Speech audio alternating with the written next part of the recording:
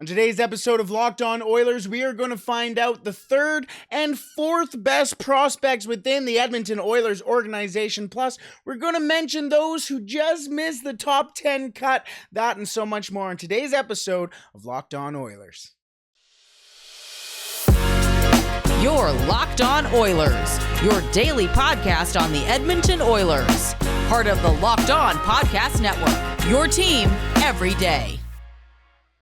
Hello and welcome back to the Locked On Oilers podcast. I'm your host and former Oilers game day producer, Brett Holden. As mentioned on today's episode, we're going to talk about the fourth and the third best prospects within the Edmonton Oilers organization. Plus, we're going to finish off today's episode with the four names who just missed the cut of our top 10 Edmonton Oilers prospects, brought to you by the Locked On Oilers. Well, basically just me. But either way, thank you so much for making Locked On Oilers your first listen every day. We are free and available wherever you find your podcasts. Alrighty.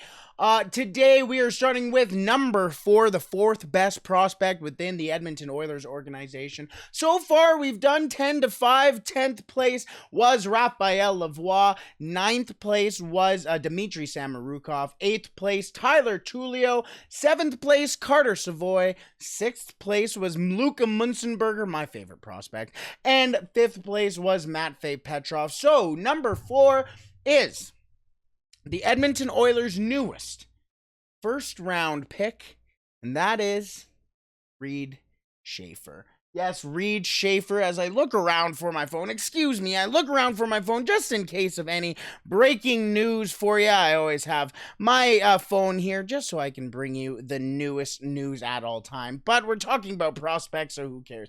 We are talking about Reid Shaffer again, as he is very interesting for the Edmonton Oilers. He's a prospect that the Edmonton Oilers don't really have a lot of within their organization. That is grit. That is just play it out type hockey. Plus, he has the ability to also score a couple of goals. Now, the thing with Reid Shaffer, as mentioned, first round pick last year for the Edmonton Oilers. Well, this past year for the Edmonton Oilers. And his season last season, before his breakout year, was not great. In 18 games, it was the COVID-filled year, but in 18 games, no goals for Reid Shaffer, 2 assists and 2 points. And the joke around the Seattle Thunderbirds was, hey, Reid, I mean, they were all picking their goal songs, and one of the guys within the organization went, hey, Reid, kind of funny that you're picking one, considering he had no goals the year before. Well, yeah, it was pretty funny, because the next year he would go on to score 32 of them. So you heard that song, whatever song he had picked, 32 times. So it was pretty funny. He also chipped in 26 assists for 58 points in 66 games with the Seattle Thunderbirds, and that was the thing. Even if you ask, there's a very solid article on Reid Shaffer. I forget where it was. I believe it was on Dober Prospects, but please excuse me if it wasn't. Very solid article on him saying, you know what, a lot of people, including season ticket holders, went into the season last year just hoping he would get a goal and then moving on to 5, 10, whatever.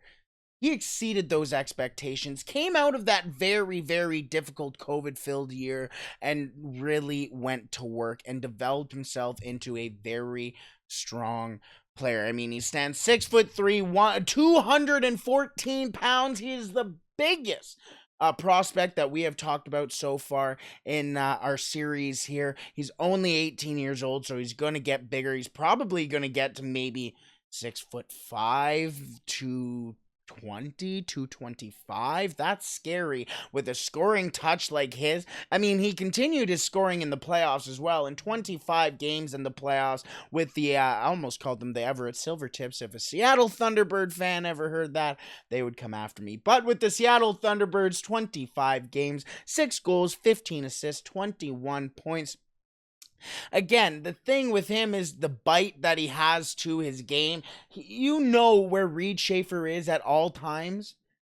because you don't want to be around him. You don't want to be caught on the Shaffer train. You don't want to be caught on the tracks because Reed Shaffer is going to bowl you over, and you're not going to realize it until about a week later because he hits that hard.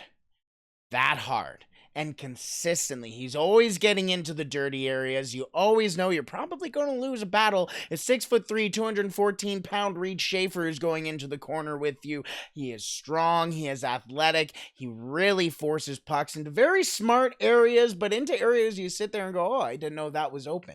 He can come in there. He has a very solid shot. And he's an Edmontonian.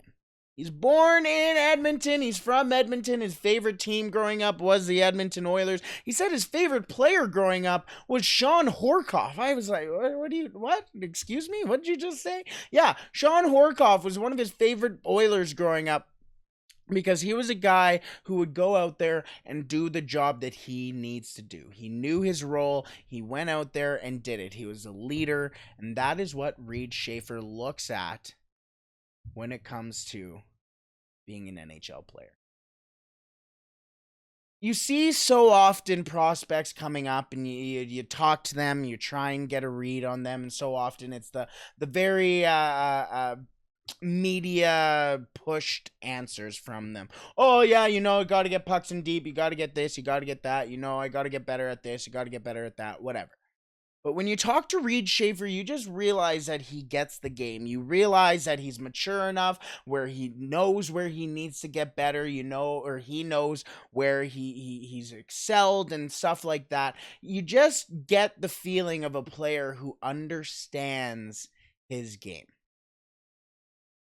He's going to go into Seattle next year as a first-round pick, along with Kevin Korchinski as well. And they are going to have a very competitive team in Seattle. Heck, I've even heard rumors that Seattle might even swing a trade for Connor Bedard. Do you imagine Reed Shaffer having Connor Bedard on his line, being the winger for the future first-round pick of next year's draft? That is quite the name to be learning from. Quite the player to be, not necessarily learning from, but more developing with, I should say. That's not the proper word to say. More of a guy to develop along with, because realistically in the future, probably going to be playing with Connor McDavid. He may not be a top line guy necessarily when he comes into the league. Maybe a bottom six guy, kind of similar to Tyler Tullio. But it's very tough to discount his skating, very tough to discount his size, very tough to discount his scoring touch. And he's got it. He's also played in some pretty tough leagues, and I say tough league, not necessarily in a tongue-in-cheek way, but he played in the AJHL, which is the Western Junior or Western hockey type of play, and obviously the Edmonton Oilers do also like to play that type of game. He understands the culture, he understands what it takes to be an Edmonton Oiler, and like he said, Reed Shaffer has said this as well, now the process becomes how he can become an Edmonton Oiler. He understands that it's not going to be tomorrow he's going to be an Edmonton Oiler. He realizes that it's not necessarily next year unless he makes a very solid push to be an Edmonton Oiler next year. He knows it's going to take some steps, but he's ready for it. That's maturity. That is motivation. That is what you want from your fourth best prospect within the organization. And the thing is, he might get higher within these rankings just because he's at number 4 because we don't really have a lot of, not intel on him, but we don't know what he's been like now that he's an official prospect of the Oilers. A lot of people within the organization talked about him. Bob was really pushing for Reed Shaffer when it was coming down to draft day. Seems like a lot of people within the organization like him already. We shall see what Reed Shaffer turns into for the Edmonton Oilers. But the fourth best prospect for the Edmonton Oilers right now is Reed Shaffer. So, then there were 3. I think you can kind of guess who the 3 are. Stuart Skinner isn't in it, so if you're thinking Stuart Skinner, get him out of there. He's the only one, though, of the rookies or of the prospects that isn't in there. So there's a little bit of a hint for you who might be in the top 3. But the third best prospect in the Edmonton Oilers organization is one that I think may make a push for the roster this year. I mentioned him on last Thursday's episode. I think he might just slide into the lineup. Who do you think it is? Because realistically, he had a fantastic season in the QMJHL last year. We'll talk about him in just a second, but first, I want to tell you about our partners over at BetOnline. BetOnline.net is the fastest and easiest way to check in on all your betting needs. Find all your favorite sports and events at the #1 online source for odds, lines, and games. Find reviews and news of every league, including Major League Baseball, NFL, NBA, NHL, esports. They even have golf, combat sports as well. They have it all. BetOnline continues to be the top online resource for all your sports wagering information, from live in-game betting, scores, and podcasts. They have you covered. Head to BetOnline today or use the mobile device to learn more about the action happening today. BetOnline, where the game starts. Alrighty. The third best prospect in the Edmonton Oilers organization, Xavier Bourgault.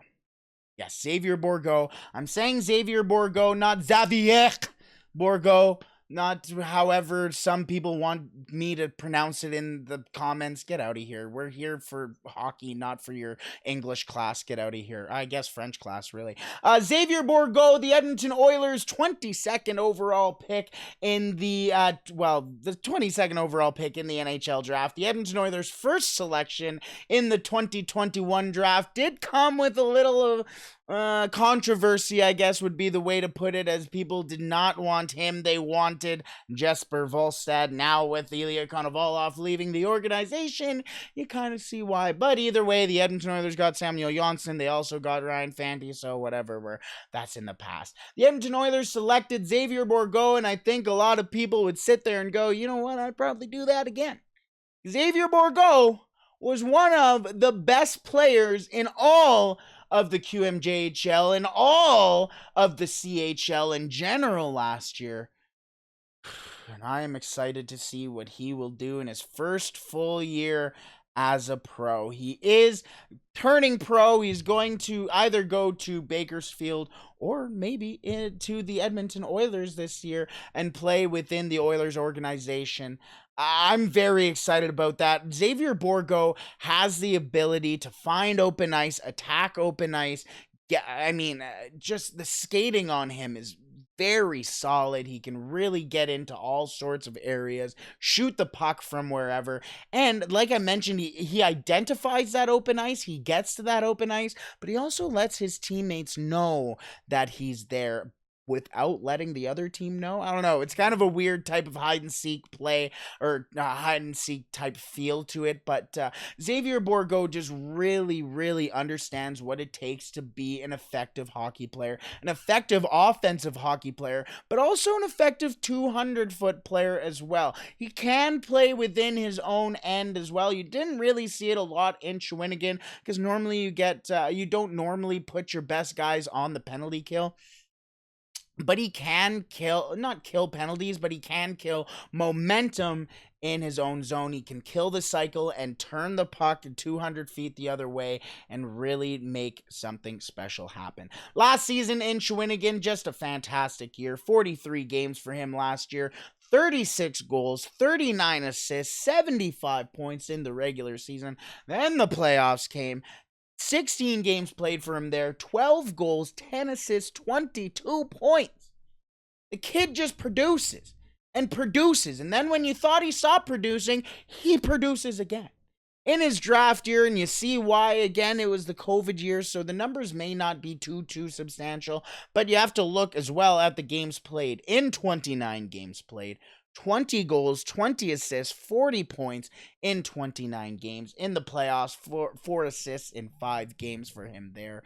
And even from the start of his major junior career, he was producing. His first season in the QMJHL, 63 games played, 33 goals, 38 assists, 71 points. That was only 4 points off of what he got this year. Now, the thing is that he did get that in 63 games in his first year. And then this year, he got 75 and 43.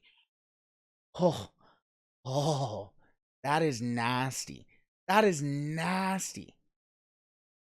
He played more games than Matvei Petrov this year, and almost put up just as many points as Matvei Petrov did. I mean, he did have 90 Matvei Petrov, so he was 15 off, but still. Matvei Petrov is an out-and-out goal scorer and playmaker, where Xavier Bourgault just does everything right. And Xavier Bourgault can truly, I think, make the Edmonton Oilers this next year. He can't. He has the Edmonton Oilers could have a lineup or even a line of Dylan Holloway, Ryan McLeod, and Xavier Bourgault. Oh. Or maybe if they run an 11-7, they could have a line of Matthias Janmark, Blank, and Xavier Bourgault. And then you can insert a Connor McDavid, a Leon Draisaitl, a Ryan Nugent-Hopkins, a Ryan McLeod, whoever you want. Whoever you want to run in a line with Matthias Janmark and Xavier Bourgault. What? The potential of what Xavier Bourgault can bring to the Edmonton Oilers is exciting. I've heard that they kind of want him to be kind of a Kyler Yamamoto 2.0 type thing, but with standing at 6 feet, 172 pounds, I don't know. He's probably not going to be better, but he's going to be a different type of player than Kyler Yamamoto. I understand the usage will be kind of similar from a Kyler Yamamoto to a Xavier Bourgault, but they're different types of players. And I really think what Xavier Bourgault brings to the Edmonton Oilers potentially, or brings to the game of hockey, is very exciting. Xavier Bourgault, or Xavier Bourgault, depending on if you are a very nice commenter or not, is going to be very special for the Edmonton Oilers. Very special for the Edmonton Oilers. And I'm very excited to see Xavier Bourgault in an Edmonton Oilers uniform. Alrighty, so far from 10-3, 10th best prospect in the Edmonton Oilers organization is Raphael Lavoie. 9th, Dmitry Samorukov. 8th, Tyler Tullio. 7th, Carter Savoy. 6th is my boy, Luka Munzenberger. 5th, Matvei Petrov. 4th, Reed Shaffer. 3rd, Xavier Bourgault. So there's only 2 left. Who do you think they are? Who do you think they are? I want you to let me know just down below in the comments, or message me on Twitter at @TheRealHolden40. You can see it, I think, right here, maybe right here. It's one of these two. I think it's right here. Sorry, I'm not looking at it. But either way, let me know, how have I done so far? Who would you bump up? Who would you knock down? Who would you put in there? Maybe it's one of these 4 names that you would put in to the top 10. We're going to talk about the honorable mentions next. But first, I just want to thank you so much for making Locked On Oilers your first listen every day.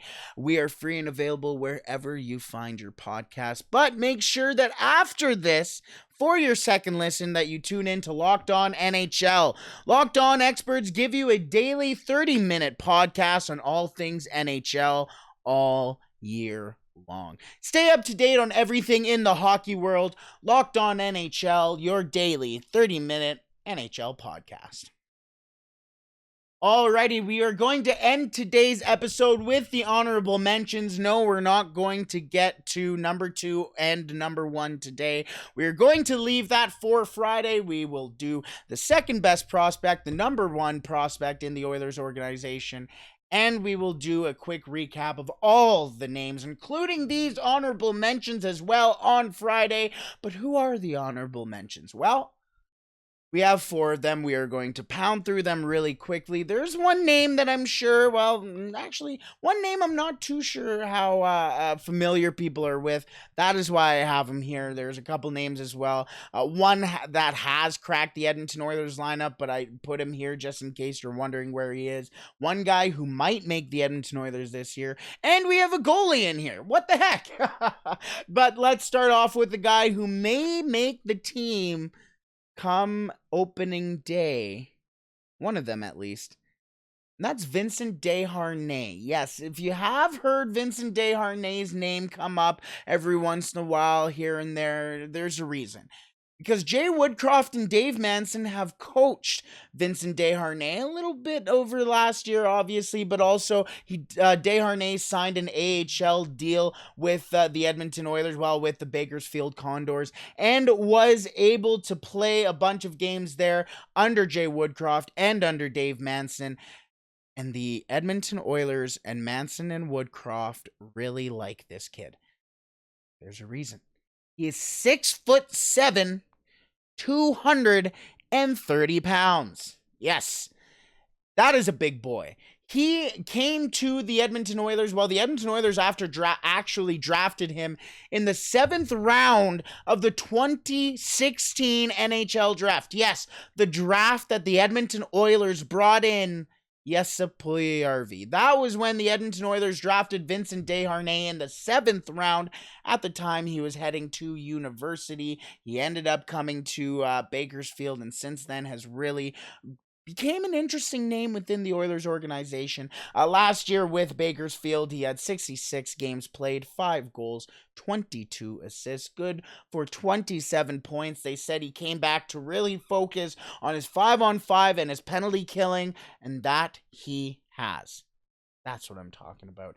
Vincent De Harnay, our first honorable mention for today. The second honorable mention is a guy that a lot of Oilers fans are already very familiar with. One of my favorite players on the Oilers, kind of on the Oilers, up and down in the Oilers organization. So I'm not really going to dive too deep on him, but that is Markus Nemelinen. Yes, Nemelinen still has only played 20 games so far in the NHL, so still technically kind of a rookie within the organization in those 20 games. Only 1 assist for him, but he was up and down with the Oilers in Bakersfield. Unfortunately, he did mostly stay down near the basically tail end of the season. His wife did have a kid down in Bakersfield, so he was on paternity leave, and then he also did suffer an injury as well. So a guy who is massive, can throw a whole bunch of hits. In these 20 games, he still sat in the top 5 of the Oilers in hits with like 81. Could you imagine if he played even like 40 or 60 games for the Oilers this year?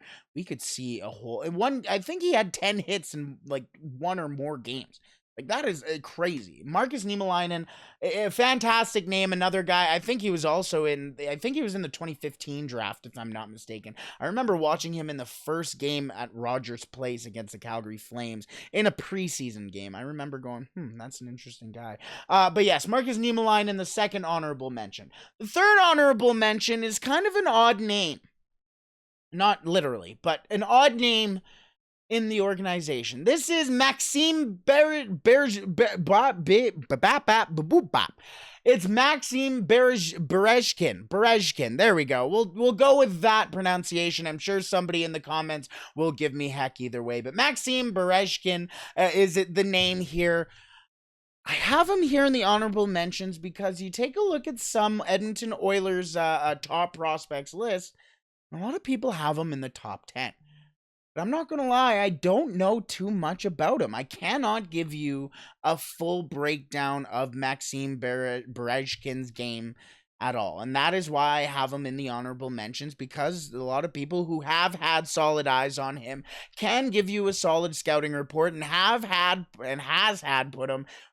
put him in the top 10 of their Edmonton Oilers prospect pools. And I see why. Last year in the MHL, in 22 games, 13 goals, 22 assists, good for 35 points in the MHL. And then the year before, 25 games played, 13 goals, 15 assists, 28 points. Okay, I dig it. There's just a lot of unknowns with him. That is why I have him as an honorable mention. I don't know too much about him, but I hope I can learn more about him in the future, and maybe you can too, now that you know his name. Well, kind of. I've absolutely butchered his name all the way through, but now that you know who I'm talking about. And the final name of the honorable mentions, as mentioned, it's a goaltender, and that is Ryan Fanty, the goaltender that Carter Savoy beat in the semifinals of the Frozen Four and moved on to the finals with. And I'm going to be honest, that is no knock to Ryan Fanty. Ryan Fanty last year I believe he was at the University of Vermont, if I may be mistaken, or University of Vermont, excuse me. I believe he was with the University of Minnesota Duluth. Let me just double check there for you. But a very solid goaltender last year.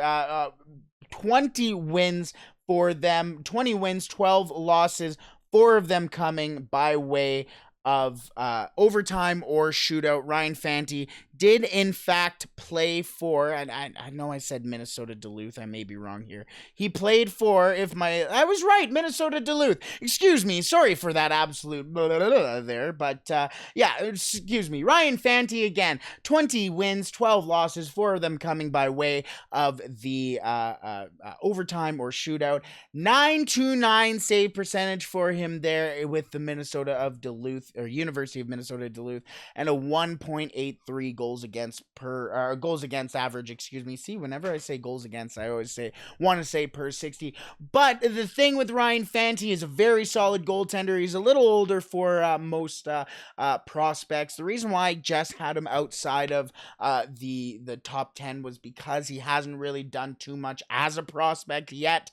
I'm excited to see what comes next. His showing at the Billy Moore's Cup, he stole the show at the Billy Moore's Cup, was the best goaltender there, was the best probably player in the game. Just a very solid player. He's a guy that the Edmonton Oilers are very excited to have in their organization. Another one I'll just toss out there as well. Keep an eye out there for Noah Philp as well, former University of Alberta Golden Bear. Got to see him a couple times, former WHLer as well. Very exciting as well. On Friday, as mentioned, we will have our second and our first best prospects in the Edmonton Oilers organization. Who do you think they are? And in what order? Obviously, you may know who they are, but in what order? Who do you think's number 1? Who do you think is number 2? Thank you so much for tuning in on this Wednesday. I hope you have a wonderful Wednesday. Let's be better for today and tomorrow and Friday and in the future. Stay safe. Have a wonderful day. Don't do anything I wouldn't do.